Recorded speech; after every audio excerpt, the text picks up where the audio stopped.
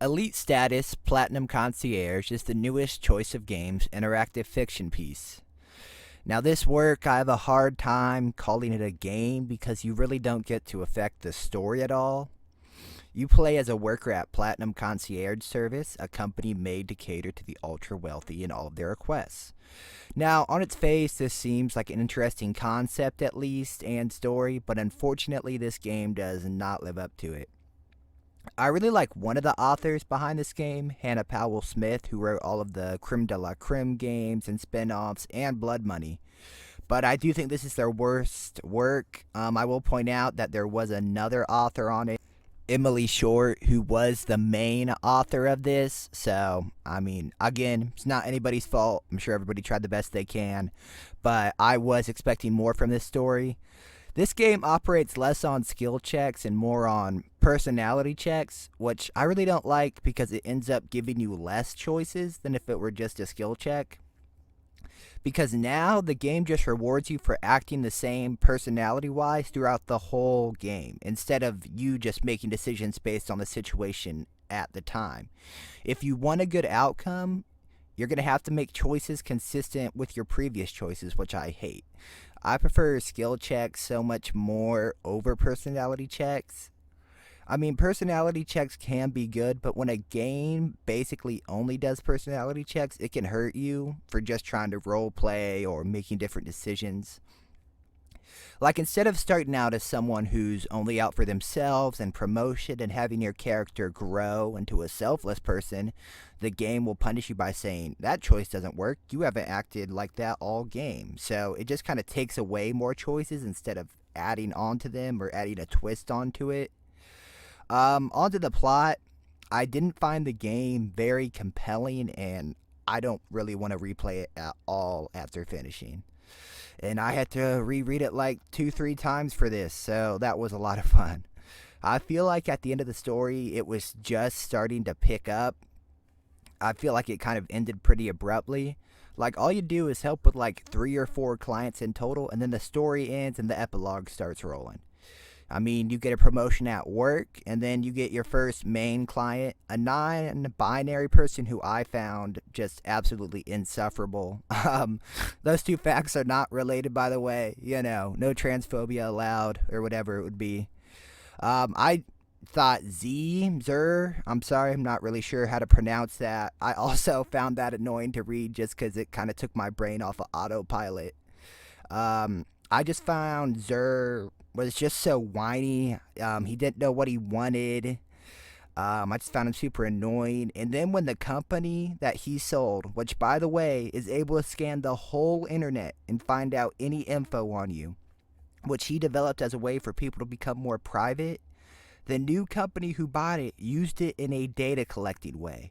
Like, oh my god, who could have seen that coming? Like, who could have seen that coming?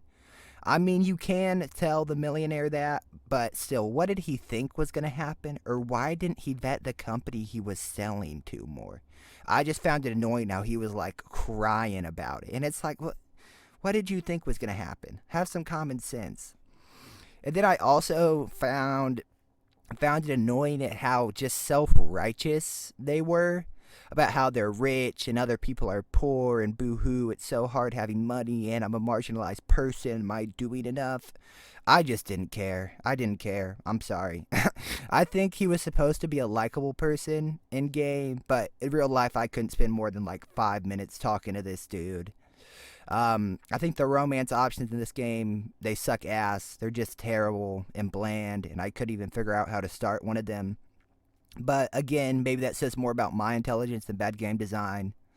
Two of the romance options are your coworkers and your boss. The other romance option is the awful millionaire I just mentioned.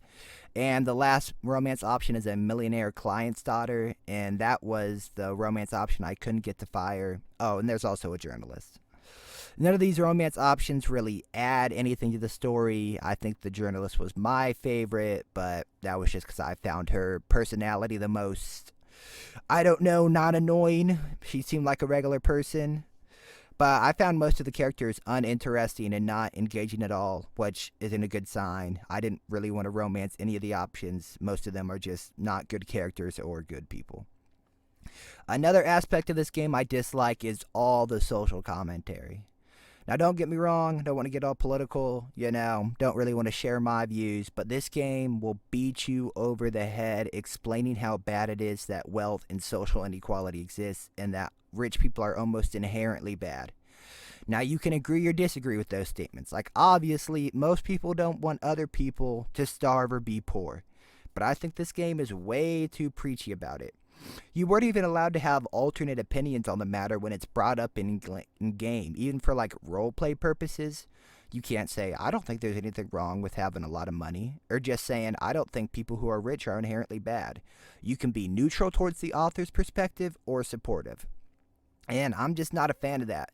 It honestly reminds me a lot of the Hero Project and Hero Rise series, where it could be a good game, good parts, but the ham-fisted social commentary just takes me out of it and makes me like, I don't know, makes me feel like I'm in like history class again. I don't know.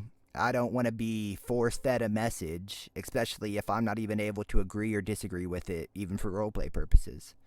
So, in conclusion, while the concept of elite status, Platinum Concierge, holds potential, there are just significant areas for improvement, expanding the variety and impact of player choices, enhancing the plot's depth and length. Crafting more likable and diverse romance options would be a great enhancer to the gaming experience. I would give this game solid 4 out of 10. This isn't on a school scale. I mean, I don't know, buy it if you have some extra scratch, but if you want a good story and replayability, this game is not for you. I hope the authors, not that they'll probably ever watch this, but I hope that they take some feedback into consideration, and next time they write, they can really bring the full potential of their talent to create a more just interesting and better story, because I think that the author shows potential. I mean, it was well written enough, but I don't know. That's all I have. This has been Conduit Gaming. Like, subscribe. Tell me what you thought. I'm signing off.